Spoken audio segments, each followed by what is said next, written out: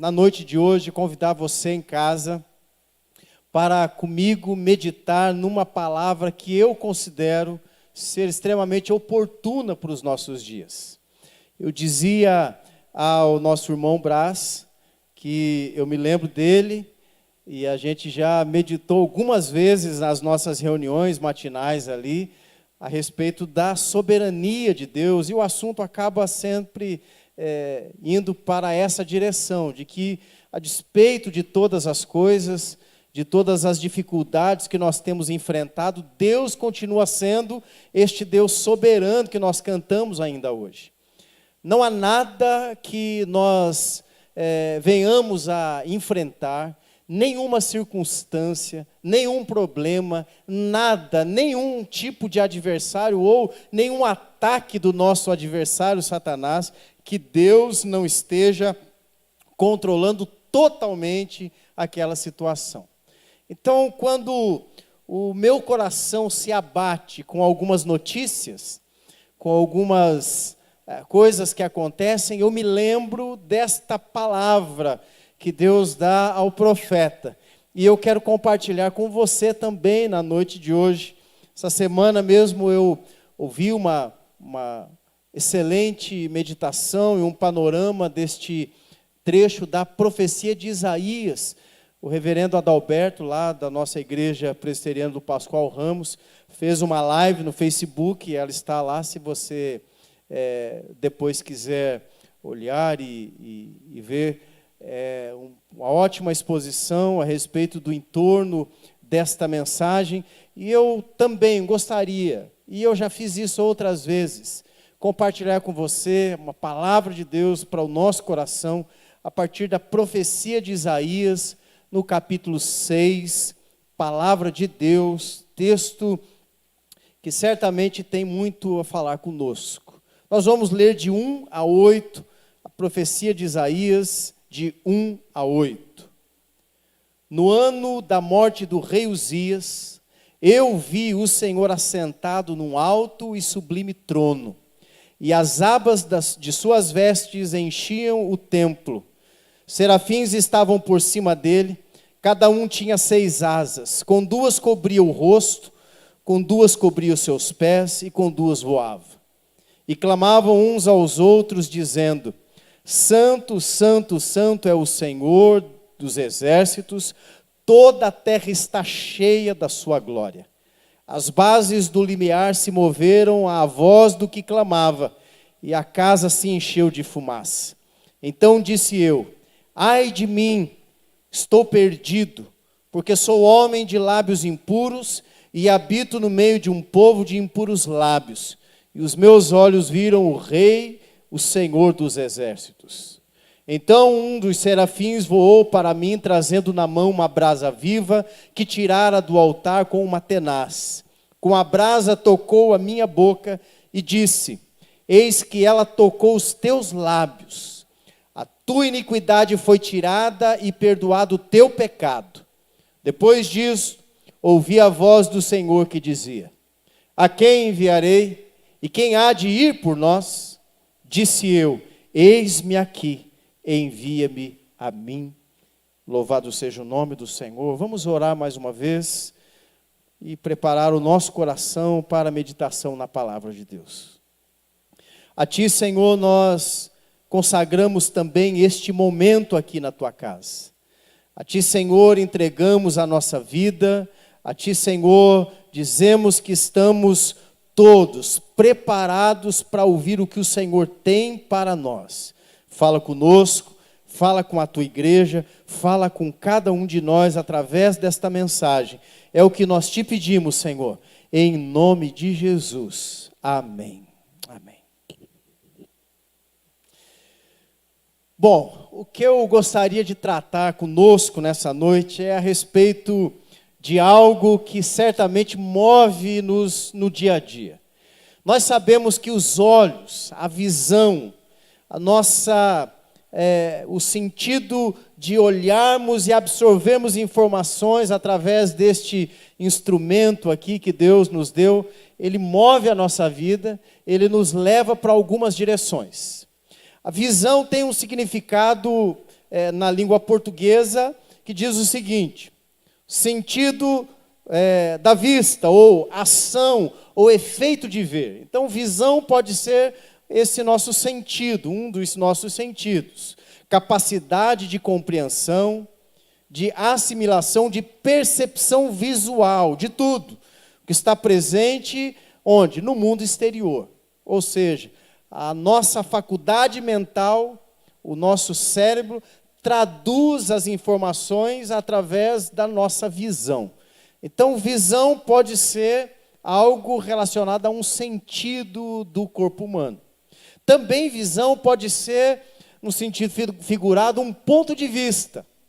Quando nós olhamos para algo, cada um de nós aqui tem um ponto de vista, essa informação que os nossos olhos nos trazem, nos dão uma interpretação, e ela nos traz algo particular. Nenhum de nós está enxergando aqui exatamente como o outro está vendo. Nós sabemos que as cores são traduzidas de pessoa para cada pessoa de forma diferente. Então, eu posso estar olhando aqui e entendendo o ambiente, e o meu ponto de vista pode ser completamente diferente do Eduardo, do Persine, do Geander, do Brás.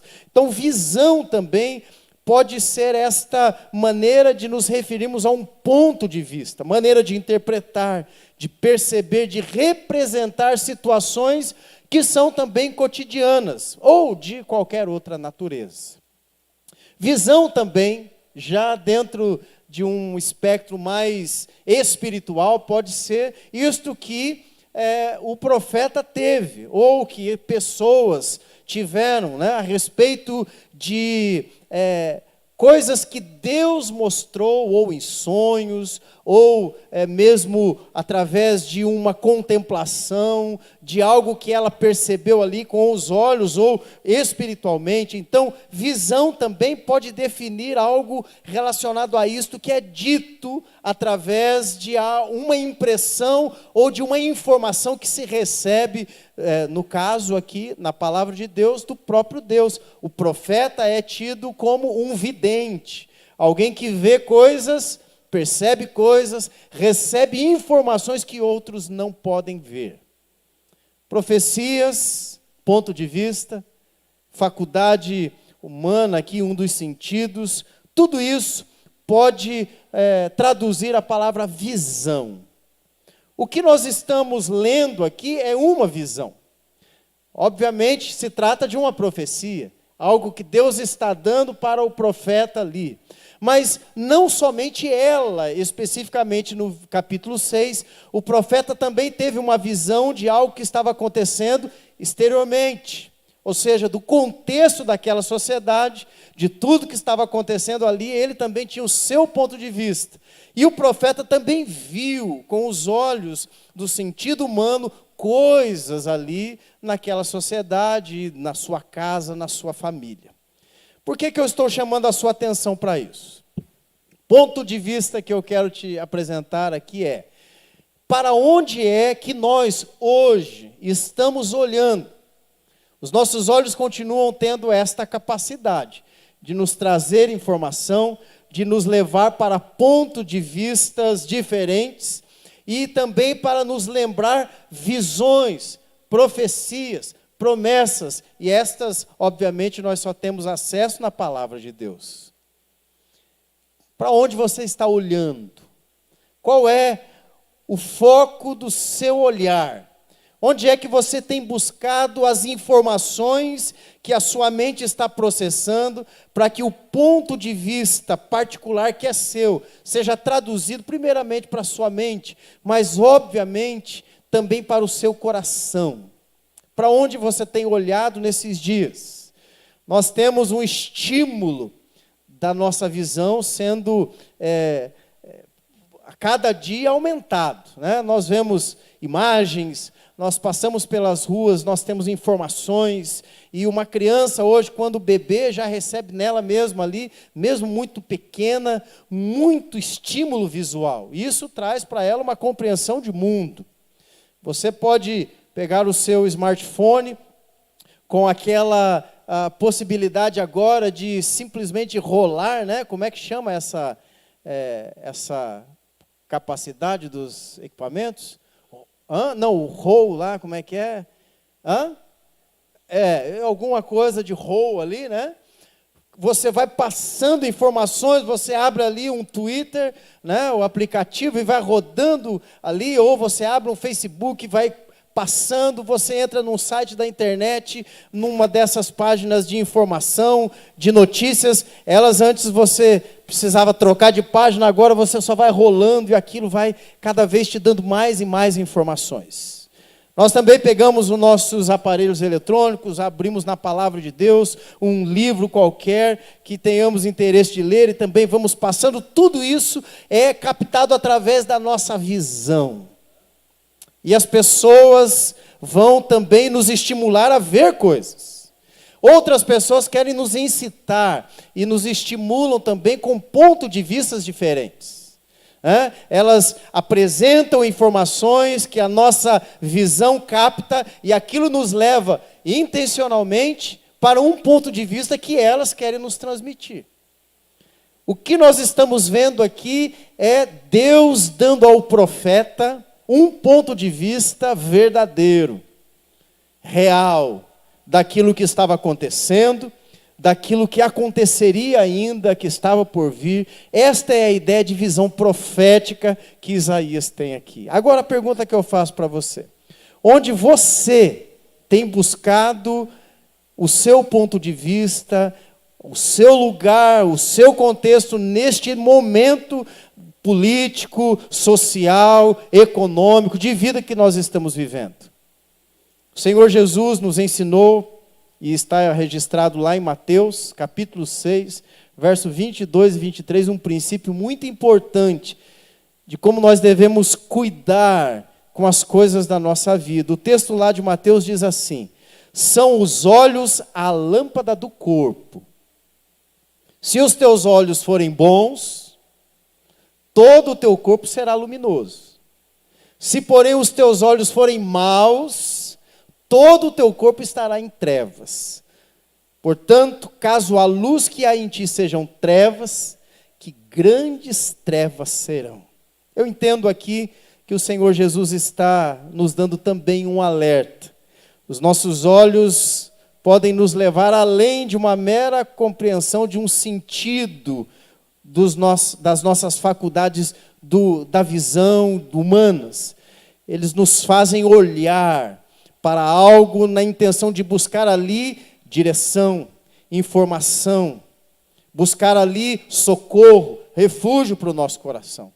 Por isso, quando nós olhamos para algo e buscamos nele algo bom, nós podemos captar aquela bondade daquilo que estamos fitando os nossos olhos. Também o texto diz: se os nossos olhos forem maus, ou seja, se olharmos constantemente para aquilo que é mal, todo o nosso corpo será mau, e aquela luz que deveria estar raiando em nós se torna também trevas. Não se engane, toda notícia, toda informação visual, tudo isso que nós temos recebido tem exatamente o mesmo princípio que Jesus está passando aqui aos seus discípulos, lá no começo da história da igreja. Se nós começarmos a olhar somente coisas más, todo o nosso corpo se tornará mau. Se olharmos para aquilo que é bom, para a luz, todo o nosso corpo também será luminoso. Para onde é que estamos olhando então? O texto de Isaías conclui aqui uma porção inicial da profecia que pinta para nós um quadro terrível. O povo de Israel, a nação, o povo de Deus, mais precisamente Judá, estava prestes a sair também numa batalha que perderia e seriam levados cativos. O texto de Isaías começa apresentando Deus como aquele que está sentenciando o seu povo. Deus está então apresentando a sua visão da história para o profeta Isaías. Isaías situa aqui o início da sua profecia num momento específico da história do povo de Israel, mais precisamente de Judá. Israel aqui, nesse período, tem a conotação de um reino, o reino do norte, e Judá, o reino do sul, embora todo seja o povo de Israel no sentido teológico, essa separação aqui é evidente no Antigo Testamento, clara no Antigo Testamento. Então Judá aqui está recebendo uma sentença de Deus. Isaías apresenta esta visão dentro do contexto da morte do rei Uzias. Uzias possivelmente foi o segundo maior rei que Israel teve depois de Salomão. Nenhum outro rei foi tão querido quanto este rei Uzias. Ele começa a reinar com 16 anos, reina, se não me engano, por 52 ou 53 anos em Israel, e ele promove ali uma grande mudança, ele faz com que aquela nação volte a ser uma nação grandiosa, temente a Deus, o culto volta a acontecer. Ele era realmente um rei muito amado. Não era perfeito, ele tinha lá os seus pecados, um deles terrível, quando ele se coloca ali num papel de sacerdote também, e vai apresentar a Deus um sacrifício, e Deus rejeita aquele sacrifício, pois era uma usurpação da função sacerdotal, que não tinha essa possibilidade para o rei naquele tempo. Nós sabemos que somente um rei é também sacerdote, que é o Senhor Jesus Cristo. Mas, voltando aqui, um dos reis mais amados de Judá, começou a reinar então com 16 anos, reinou por 54 anos, e Deus abençoou aquela nação nos dias do rei Uzias. Mas o Uzias morre, e a nação entra em desespero. Eles começam a se abalar e se entristecem, porque a morte do rei Uzias simbolizava também ali o final de um período de alegria, um período de prosperidade daquele povo, um período em que Deus havia abençoado grandemente aquela nação. Rumores de guerra, de invasão, de usurpação já chegavam até Judá, e a nação estava politicamente devastada.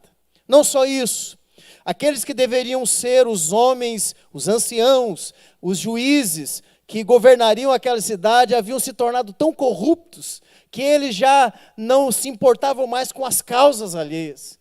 Qualquer semelhança aqui não é mera coincidência, porque nós vivemos exatamente no mesmo contexto político, onde a impressão que temos, a visão que temos da nossa sociedade é que os líderes que se levantam, aqueles que nós depositamos confiança, são também apresentados no momento depois, sendo assim como os outros, suscetíveis à corrupção, suscetíveis ao engano. E era isso que estava acontecendo aqui. O povo, então, recebe esta sentença de Deus num contexto politicamente de devastação. Economicamente seriam afetados certamente. Se você ler pelo menos até o capítulo 12 da profecia, você perceberá que Deus dá a eles também uma palavra de sentença na questão da economia, da produtividade daquela nação. E Isaías tem a sua visão humana, mas Deus está aqui apresentando a sua visão para Isaías. A visão de Deus é muito simples. E é fácil de se entender à medida que nós lemos os 6 primeiros capítulos. Deus estava se levantando contra aquela nação para juízo do seu povo, para disciplina do seu povo. E quando Deus se levanta para juízo do seu povo, para disciplinar o seu povo, os homens não são capazes de frear a mão poderosa de Deus. Deus estava dizendo para Isaías exatamente isso. Isaías então apresenta o contexto aqui, para que nós nos situemos, e vai dizer aqui, de uma forma clara, nos primeiros capítulos, até o capítulo 5, que não só a morte, mas o que ela simbolizava, estava sufocando, o coração de Isaías e daquela nação. Eles perderam um grande líder. Eles perderam também a esperança, a expectativa.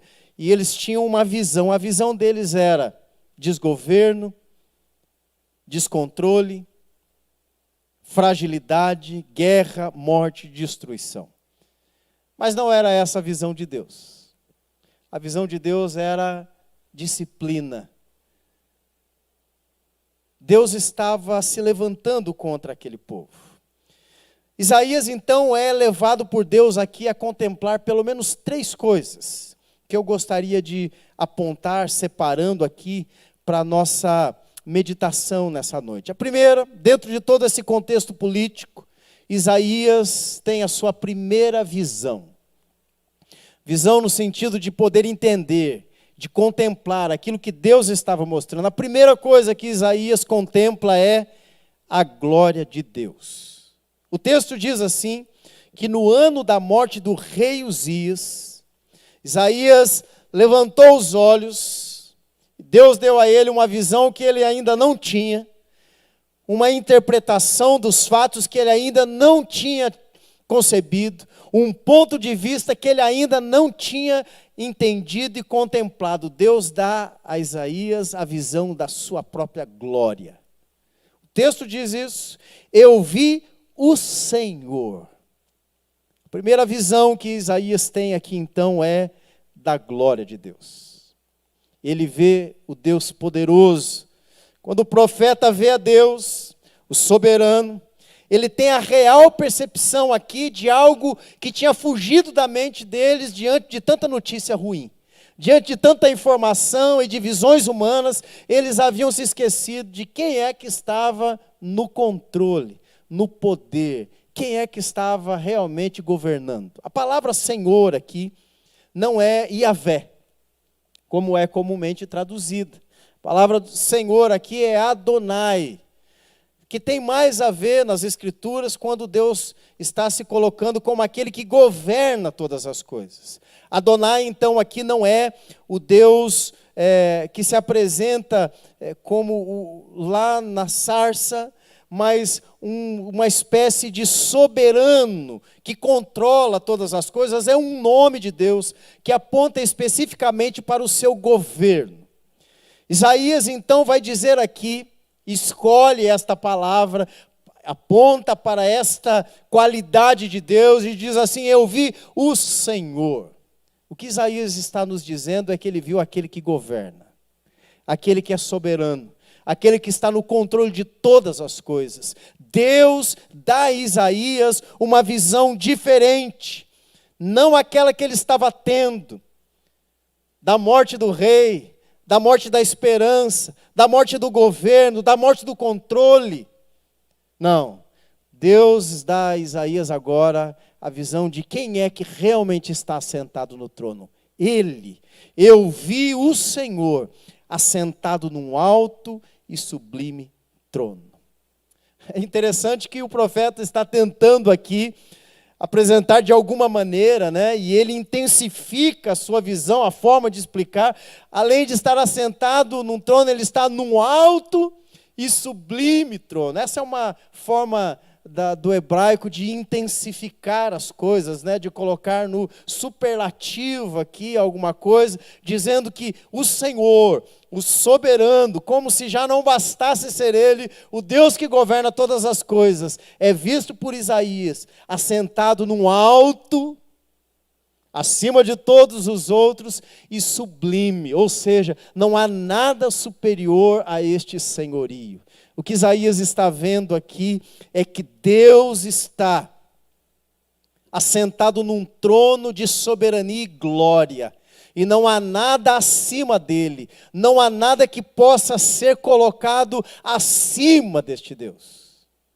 As palavras, então, alto e sublime aqui, apontam para isso.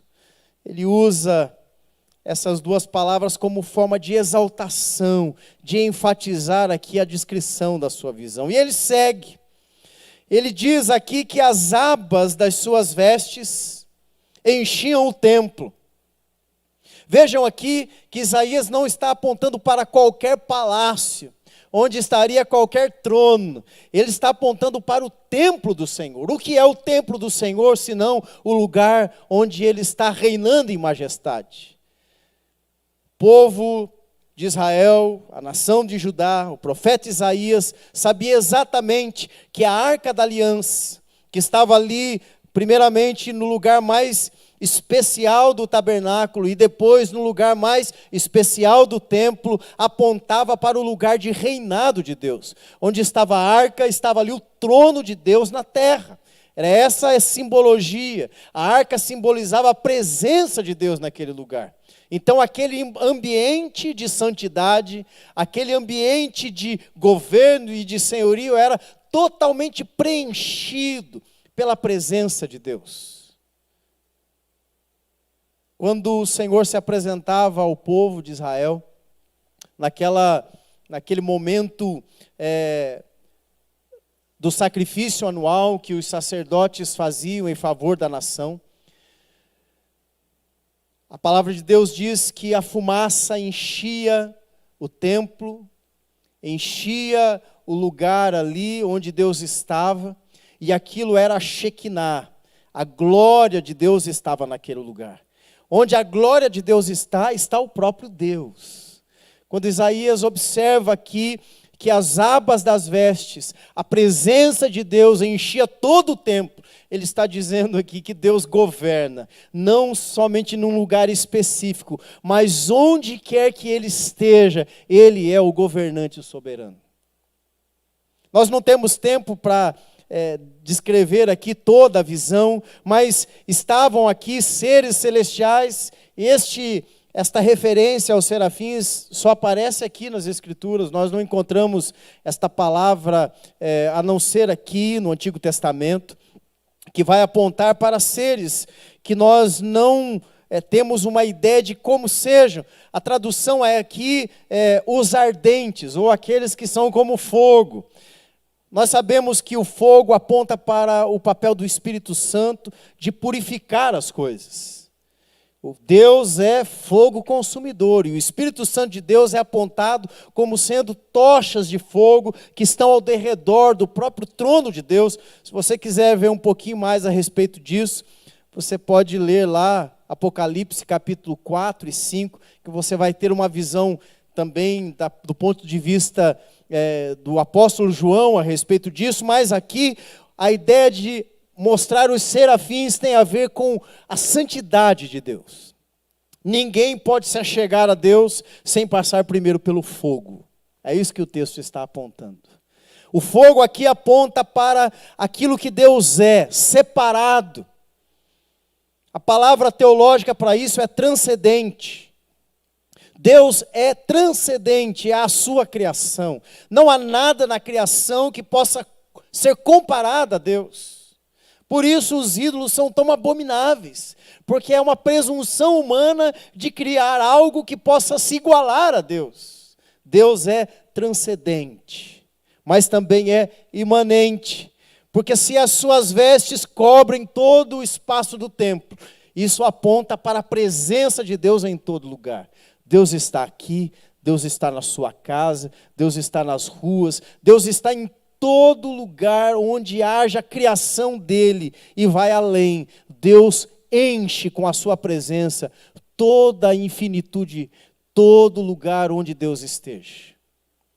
Isso é difícil de entender, né? A gente fica aqui tentando mensurar isso. É uma coisa que foge da nossa compreensão. Mas é esta visão aqui que Isaías está tendo. E isso aponta para algo importante para nós. Vejam que quando Isaías olha para este ambiente, para o templo, que é o palácio de Deus, aqui ele é o rei. Não é Uzias, não é qualquer outro que veio antes de Uzias, e não será nenhum outro depois. Quem reina sentado num trono de glória é o Deus soberano.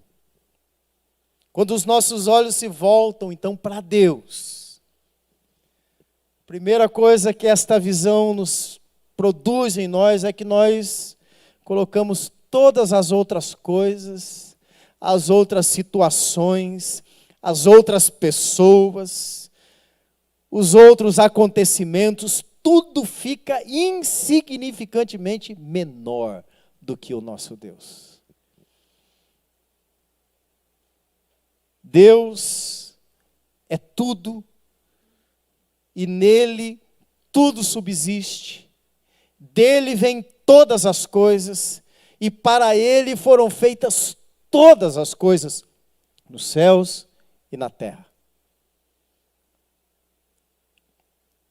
No ano da morte de Uzias, Isaías viu o Senhor assentado num alto e sublime trono, e as abas das suas vestes enchiam o templo. Louvado seja o nome do Senhor. Primeira coisa que eu quero apontar para você aqui é que Deus continua onde sempre esteve, desde a eternidade, assentado num alto e sublime trono. Governos se levantam e caem. Homens se levantam e são tirados do poder, colocados no poder, nascem e morrem. Os tempos passam, reinos desaparecem, impérios grandiosos viram pó, mas Deus continua assentado num alto e sublime trono. Primeira visão que Deus está apresentando a Isaías aqui é que Ele não é mutável, Ele não é finito e não é suscetível às circunstâncias. Ele sempre esteve e sempre estará governando todas as coisas. O texto também aponta para a santidade de Deus. Tudo aqui da visão aponta para a santidade de Deus. Tudo aqui aponta para a sua supremacia, para a sua elevação acima de todos os outros. Obrigado, meu irmão. Deus está aqui então se revelando a Isaías como um ser santo. E esta é algo importante para nós aqui. Se você continuar lendo a profecia, os próximos 2 capítulos, 7 e 8, vão preparar o nascimento do rei Messias, da profecia que Isaías recebe a respeito do rei Messias. Nós sabemos que este rei já veio, é o nosso Senhor Jesus, que este reino continua vigente, porque ele não tem fim. Já nasceu o Rei dos Reis para reinar sobre todos. Ele continua assentado num alto e sublime trono de glória e de majestade. Ele é aquele que recebeu a autoridade para reinar e reinará por toda a eternidade sobre todos. Nós estamos falando do Senhor Jesus Cristo. Nós estamos falando desta visão aqui. Mais uma porção do livro de Apocalipse, capítulo 5, verso 9 a 14, quando aqueles seres, talvez exatamente uma continuação desta visão, entoavam um novo cântico dizendo: digno és de tomar o livro e de abrir-lhe os selos, porque foste morto. E com teu sangue compraste para Deus os que procedem de toda tribo, língua, povo e nação. E o texto segue dizendo que Deus está agora assentado num alto e sublime trono, e à sua destra está Jesus, o Rei dos Reis, o Senhor dos Senhores. Isaías ainda não tinha esse entendimento, porque a revelação nas Escrituras é progressiva, mas nós temos. Nós sabemos quem é que se assenta no trono. Não são os políticos da atualidade nem do futuro. Quem se assenta no trono é o nosso Senhor Jesus Cristo. Ele que veio para reinar e reina, eternamente reinará. E é nesse momento que Isaías tem uma outra visão por parte de Deus. Até então, diante da majestade de Deus, Isaías não consegue tirar os olhos daquela glória, daquela grandeza, e ele esquece de tudo mais que está em volta. Ele não lembra mais do rei Uzias, ele não lembra mais dos líderes, ele não lembra mais da Assíria, ele não lembra mais dos filisteus, de toda aquela armação contra Judá, ele não lembra mais dessas coisas. ele só tem olhos para Deus. E quando ele está olhando para Deus, as coisas começam a se equalizarem novamente. Mas aí então Deus dá a ele uma outra visão.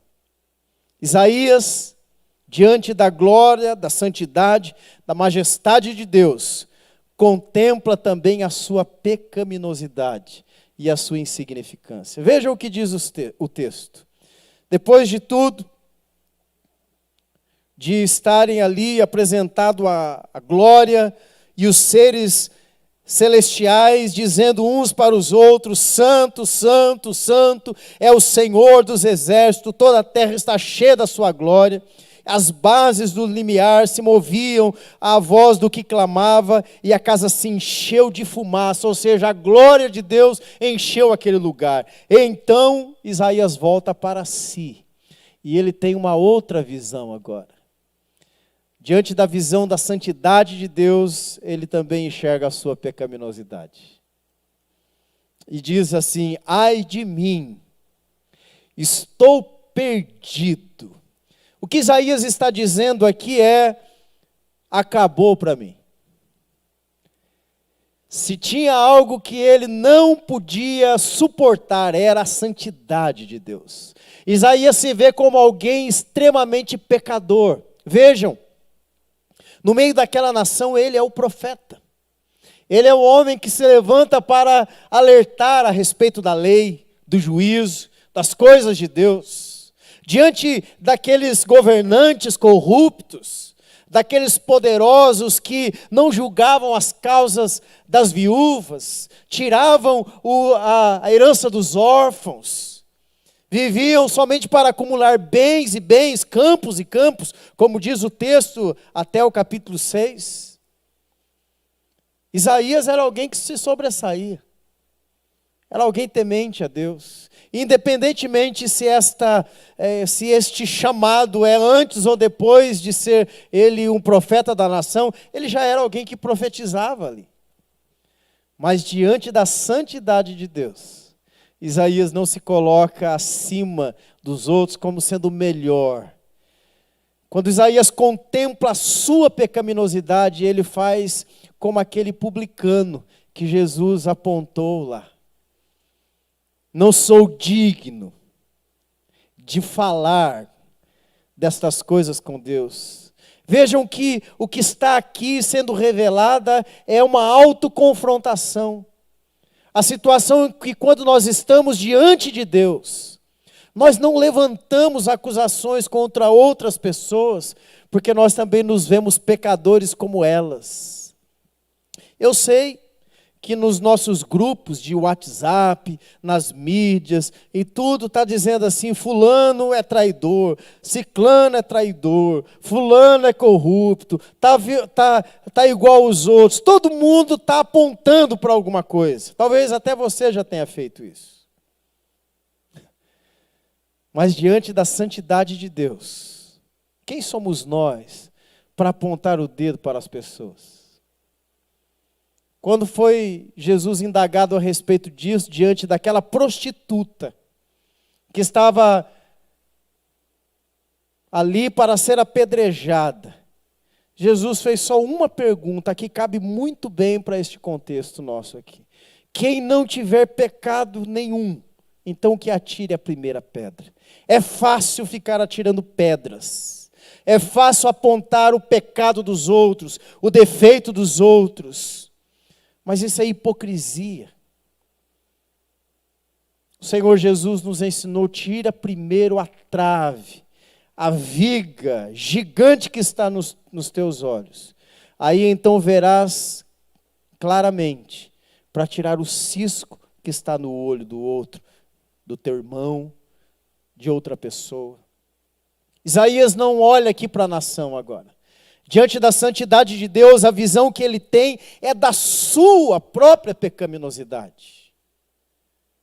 Deus nos dá a condição de olharmos para nós e, vendo a nossa pecaminosidade, nos quedarmos, nos derramarmos, reverenciarmos a Deus e chegarmos a esta mesma conclusão que Isaías teve aqui: ai de mim, estou perdido, acabou para mim.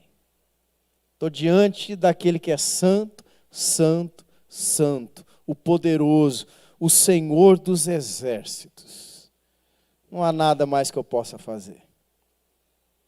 Isaías então está contemplando a sua pecaminosidade e não basta aqui para Deus que Isaías seja um profeta. É necessário primeiro que ele olhe para si mesmo e se veja como um que também carece da glória e da graça de Deus. O que este terror produz em Isaías? Veja o que esmaga Isaías aqui. Não é o reconhecimento de que Deus é infinito e ele é finito somente. O que esmaga Isaías é a sua impureza. Ele deixa claro isso no texto. Eu sou um homem de lábios impuros e habito no meio de um povo de impuros lábios. A impureza nos lábios aqui é aquilo que inunda o coração. Foi o Senhor Jesus quem nos ensinou. A boca fala do que está cheio o coração. Quando Isaías aponta para a impureza dos seus lábios, ele não está falando que ele era um homem que falava palavrão. Não é isso. Ele está falando que o seu coração destilava maldade, assim como aquela nação, coisas que ofendiam a santidade de Deus, que confrontavam a Deus na sua santidade, e agora ele enxerga isso. E porque ele enxerga, ele se derrama e diz: eu estou perdido.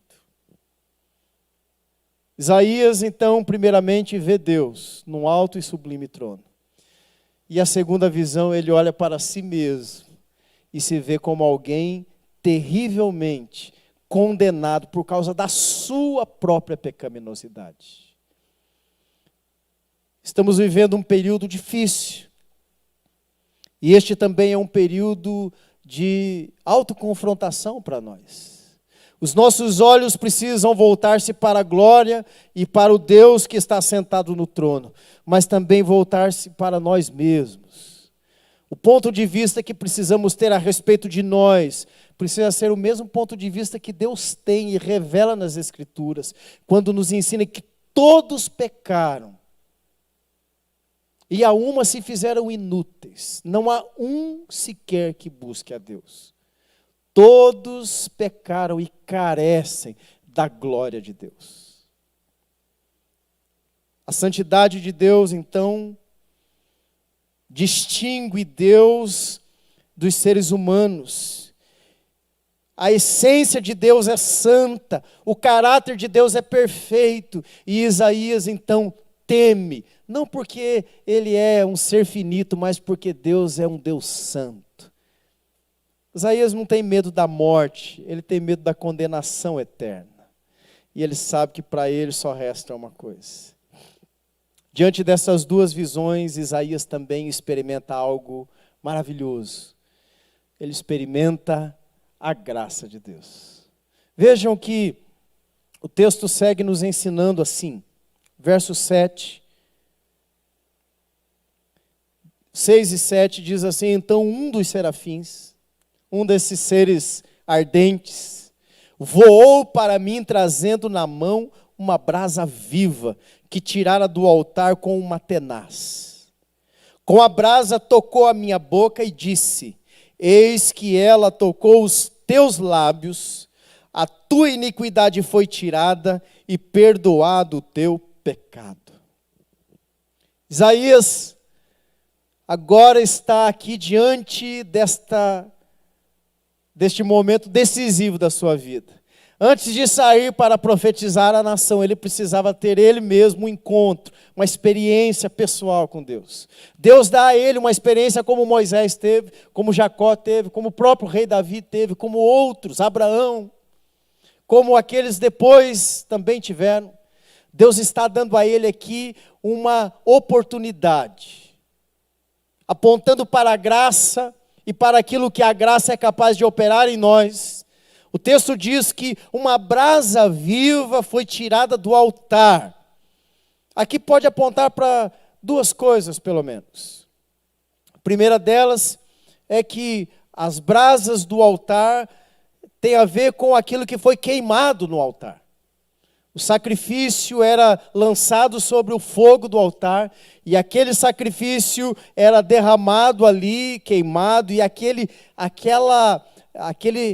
elemento que ficava ali era recebido por Deus na forma do que subia. A Bíblia diz que aquela fumaça do sacrifício subia como um aroma agradável a Deus, e era o efeito de libação, né? De purificação que o povo tinha. Então a brasa aqui pode apontar para um sacrifício feito não por Isaías, mas pelo próprio Deus. E este sacrifício, então, representado aqui por esta brasa, ou aquele pedaço do que ficou em chamas ali ainda, toca nos lábios de Isaías. Também, este texto pode estar apontando para aquilo que o próprio apóstolo Paulo apresenta como função do Espírito Santo de Deus, como sendo ele o fogo purificador. Paulo diz em Romanos que será purificado toda a obra humana, e madeira, palha, todas estas coisas perecíveis ficarão, e só permanecerá aquilo que é precioso, prata, ouro, pedras preciosas. O fogo aqui, ou uma ou outra possibilidade, apresenta um mesmo resultado: pureza. Somente o fogo do altar do Senhor é capaz de purificar Isaías. Aqui também apresenta a nós uma outra característica da graça. O texto não diz que o profeta pede para ser purificado. O profeta tem consciência da sua condição de pecador, mas ele não pede a purificação. É Deus quem toma a iniciativa. É Deus quem vai de encontro ao profeta, e ao invés de ir com a sentença de morte, que era aquilo que cabia a um homem de impuros lábios diante do Deus Santo, Deus então apresenta a possibilidade da graça, da restauração.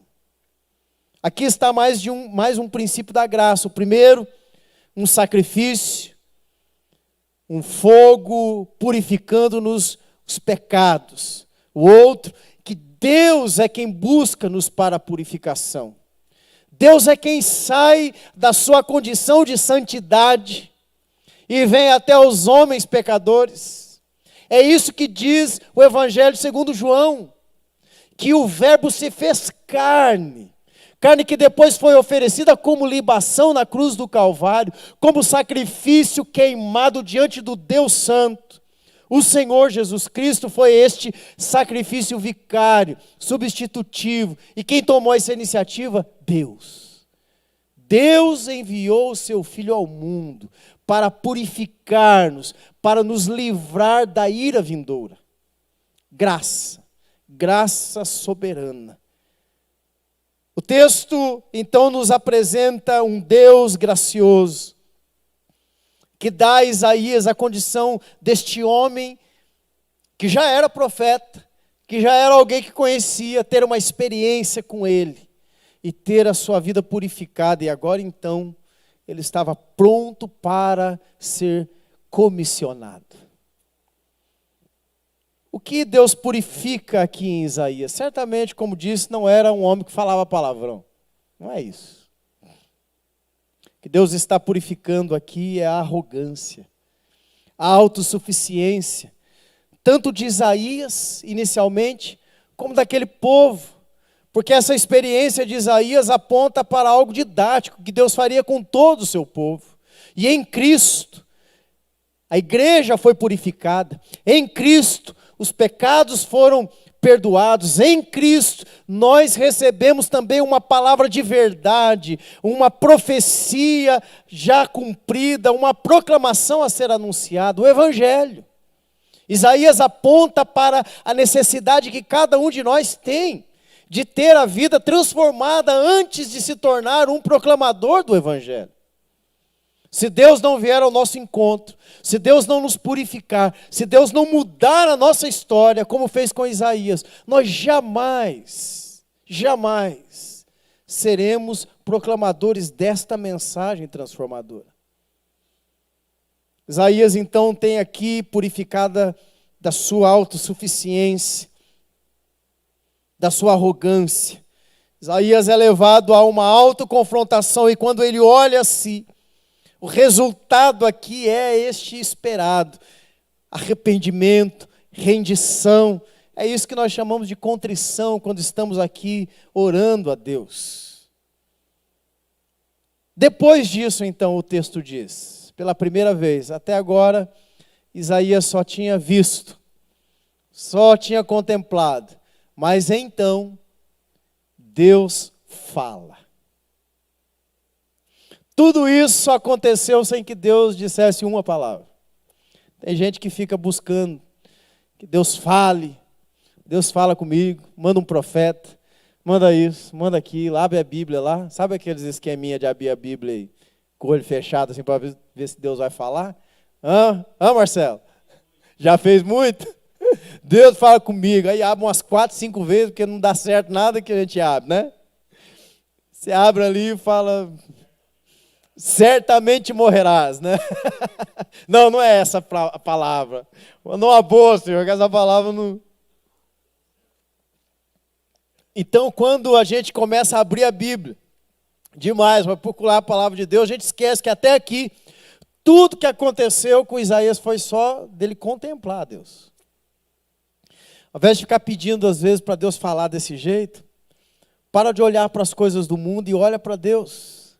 Só o fato de olharmos para Deus, a nossa vida já é impactada, transformada, restaurada. Quando nós tiramos os olhos do roll, do nosso smartphone, das notícias, das informações, dos acontecimentos que hoje se dão de um jeito, amanhã já é outro, da ciência. Quando nós olhamos para Deus, a nossa vida se enche de sentido.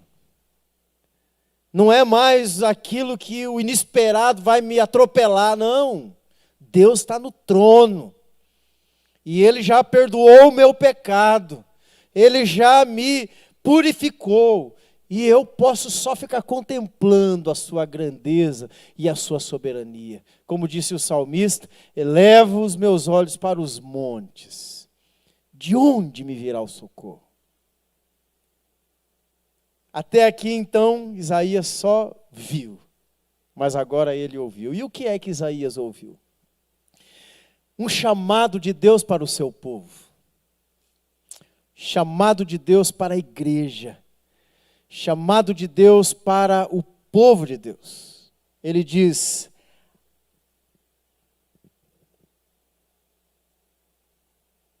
verso 8. Depois disto, ouvi a voz do Senhor que dizia: a quem enviarei? E quem há de ir por nós? Disse eu: eis-me aqui, envia-me a mim. Depois de experimentar a graça, depois de experimentar a purificação, a mudança de vida, Deus então está dando a Isaías a oportunidade também de se colocar à disposição de Deus.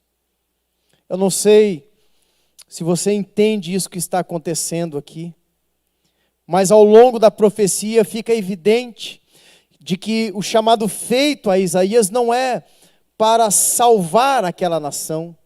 O chamado feito a Isaías é para anunciar a salvação. O chamado que Deus faz para Isaías aqui é para que aquela nação fosse alertada a respeito de um Salvador, de um Messias que viria como ele sendo o transformador de todas as coisas. Jesus é este que veio para salvar. Jesus é este que veio para nos libertar. Jesus é este que veio para nos trazer esperança. Isaías é chamado então para anunciar esta verdade. Veja que ele diz que depois, quando ele ouve a Deus, a frase que ele ouve é: envia-me a mim. A pergunta que Deus faz é uma pergunta oportuna aqui. A quem enviarei? E quem há de ir por nós? Obviamente, meus irmãos, isso aqui está apontando para a vinda do Messias. ele está falando, a impressão que temos ali, naquele contexto da Trindade e do conselho eterno, ali na congregação celestial, e olha para todos ali, e como se Deus estivesse perguntando, quem será enviado? A palavra de Deus diz que não há ninguém na terra entre os homens que possa pagar esse preço, mas um se colocou à disposição, o Filho. Deus enviou o seu Filho ao mundo para salvar. Isaías está aqui se colocando à disposição. Obviamente ele não é o Salvador. A pergunta aqui tem a ver com aquele que seria enviado, mas Isaías se coloca aqui à disposição de Deus, não para salvar a nação, mas para anunciar o Salvador. O restante da profecia de Isaías vai apontar para o Messias, o servo sofredor que viria. Logo adiante, no capítulo 7, nasce o filho da virgem, e depois, no capítulo 9, o príncipe, o rei dos reis, e toda a profecia vai apontar para este Salvador. É Cristo quem está sendo apresentado aqui, mas Isaías se sente motivado, se sente impelido, devedor de ser ele também um proclamador desta verdade. Se nós continuássemos o estudo aqui, nós iremos ver que Deus manda Isaías proclamar e diz, olha, vocês vão, a nação vai ouvir, mas não vai obedecer a Deus. Mas essa não é aqui o nosso foco de hoje. O que está sendo apresentado aqui para nós é que a graça convenceu a Isaías e convence a nós de que também somos devedores, que somos chamados para anunciar uma palavra, uma promessa duradoura, uma profecia que pode transformar a nossa vida. Depois de purificado e ter os pecados perdoados, Isaías se sente agora na condição de dizer, eu quero ser usado pelo Senhor. Eu quero também anunciar esta verdade. Eu quero anunciar esta salvação.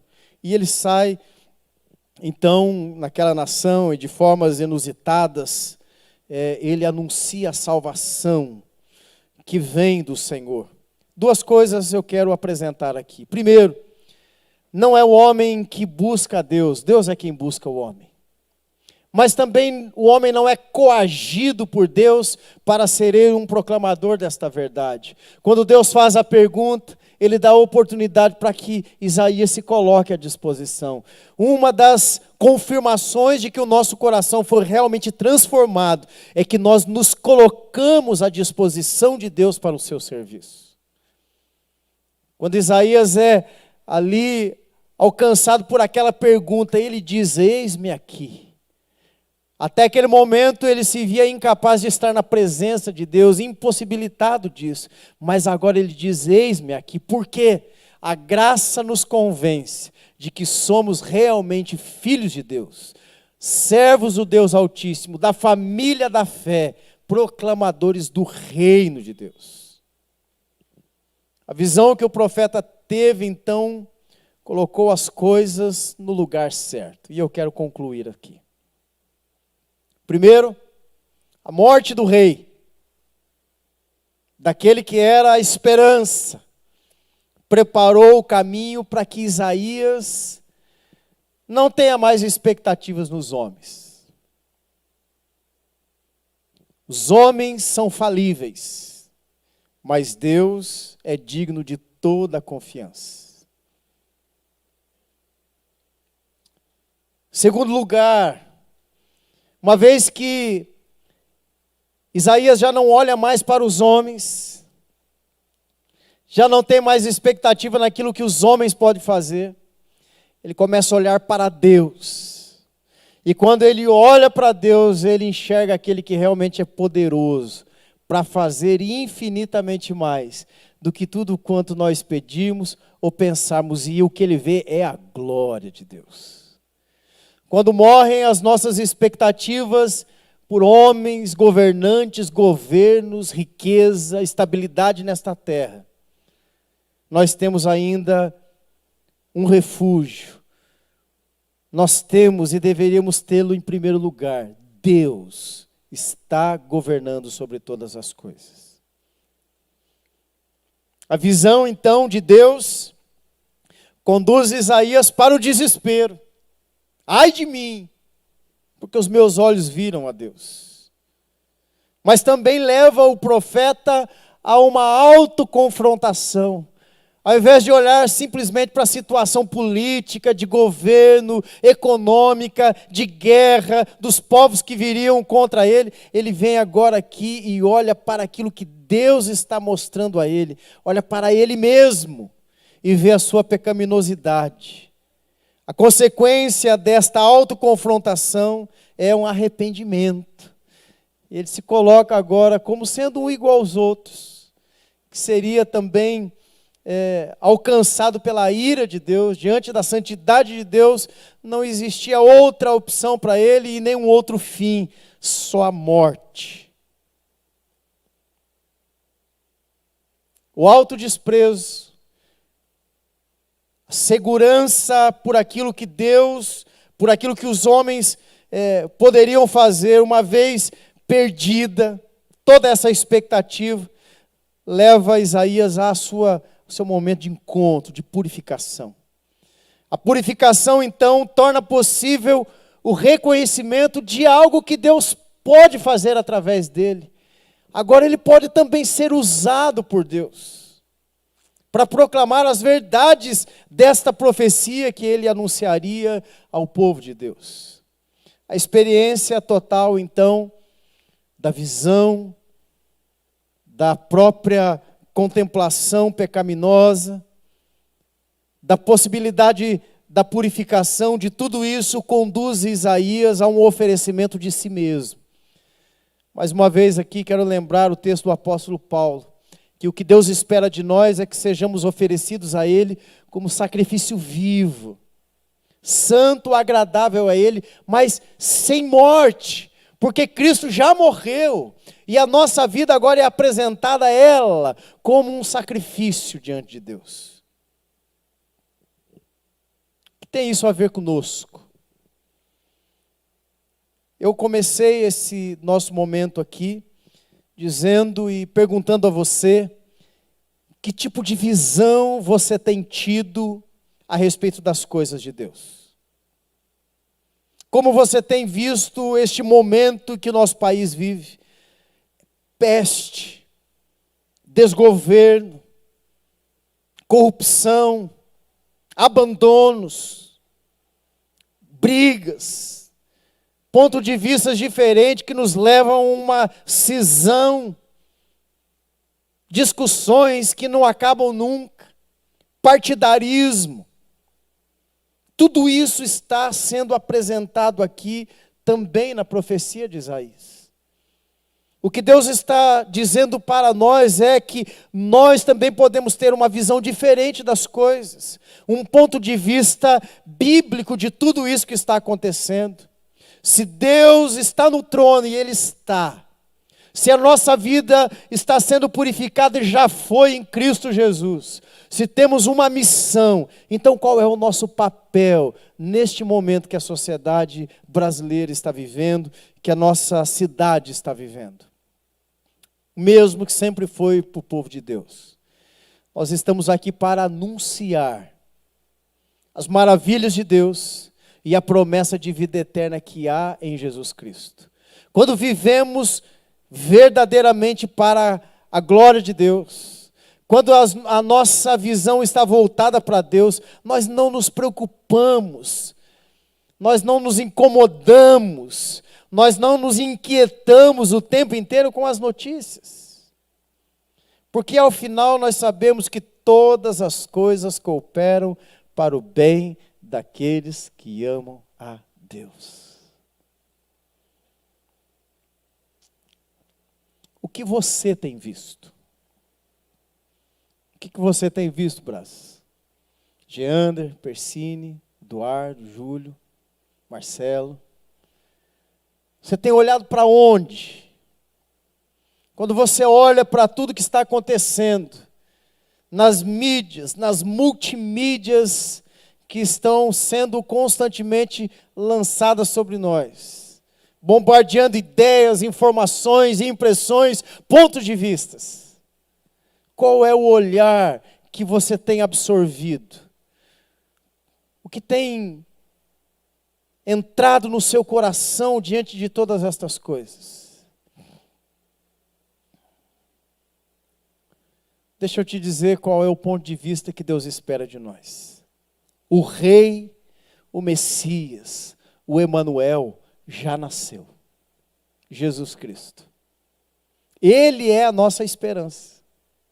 E o nosso reino, assim como o dele, do qual somos co-herdeiros, não é deste mundo. Não é este governo que está sobre nós. Não é este governo terreno, embora tenhamos que obedecê-los, nós somos governados e dirigidos por Cristo Jesus. É Ele que está sentado no trono. Quando olhamos para Ele, vemos também a sua santidade, a sua grandeza. E olhamos para nós, os nossos olhos se abrem, não para a imperfeição dos outros, mas para a nossa própria imperfeição. Não para apontar o pecado alheio, a traição alheia, a corrupção alheia, mas o que nos incomoda quando olhamos para Jesus é que nós somos assim, pensamos assim, somos também de lábios impuros, realmente vivemos no meio de um povo de impuros lábios como Isaías, mas é conosco que Deus está falando. Isso necessariamente nos leva ao arrependimento, a fé de que Cristo pode também perdoar o nosso pecado. A fé que nos leva a crer que só Ele pode realmente salvar-nos. E eu não estou falando salvar da nossa situação atual, porque isso está no controle de Deus. E disso eu não tenho dúvida. Mas só Cristo pode salvar-nos para a eternidade. Só Ele pode nos proteger dos perigos, não só desta vida, mas também da vindoura. E pode nos fazer participar da glória que Ele tem. E nos fazer assentar em tronos no reino celestial. Olhe para Deus, ao invés de olhar para as notícias dos sites de notícia. Olhe para Deus, ao invés de olhar para a vida das pessoas e apontá-las, porque olhando para Deus, você vai ver a si mesmo como alguém imperfeito, diante de um Deus que é santo e poderoso. Não permita que os teus olhos sejam maus, porque se os teus olhos forem maus, todo o teu corpo será mau. E se a luz que há em ti, que deve existir na vida do crente, for trevas, quão grandes trevas serão, disse o Senhor Jesus. Olhe para a luz de Cristo e confie que todas as coisas cooperam para o bem daqueles que amam a Deus. Notícias, impressões, visão. Deixe de olhar para as coisas deste mundo. Faça um propósito com você mesmo e com o seu coração. Nessa próxima semana, quando você vir uma notícia boa aos teus olhos, desagradável aos teus olhos, ao invés de fitar os olhos nelas, ou nela, olhe para Deus. Lembre-se que Deus está no trono, e Ele é quem governa. Lembre-se que o teu pecado e o meu pecado já foi perdoado em Cristo. Mas isso não faz de nós perfeitos, somos também pecadores ainda. Lembre-se que temos uma missão, assim como Isaías. Diga, eis-me aqui, envia-me a mim. Eu também quero proclamar esta verdade libertadora que eu experimentei agora. Seja um embaixador do reino dos céus. Não seja um defensor de homens, de governos, de ideologias. Proclame a verdade imutável de que só existe um ser que governa e é soberano sobre todos. O nosso Deus Todo-Poderoso. Amém? Vamos orar, meus irmãos. Te agradecemos, Senhor, por este tempo aqui. E apesar de todas as dificuldades que temos vivido, nós nos achegamos a Ti e oferecemos a Ti o nosso coração nessa noite. Que bom, Senhor. Nós pudemos estar aqui meditando na Tua palavra, num tempo mais longo do que estávamos fazendo, cada um nas suas casas, mas podendo aproveitar um pouco daquilo que Deus tem falado conosco. Abençoa, Senhor, a Tua igreja. Abençoa, Senhor, o Teu povo, rebanho Teu. Abençoa, Senhor, cada um de nós. Sê conosco também, Senhor, no dia a dia. Tira de nós esta inquietação. Tira de nós esta ansiedade. Nos faz repousar nas Tuas mãos. Descansar na força do Teu braço. E dizer, ó Deus, para que todos ouçam, todas as coisas cooperam para o bem daqueles que amam a Deus. Nós amamos o Senhor porque o Senhor nos amou primeiro.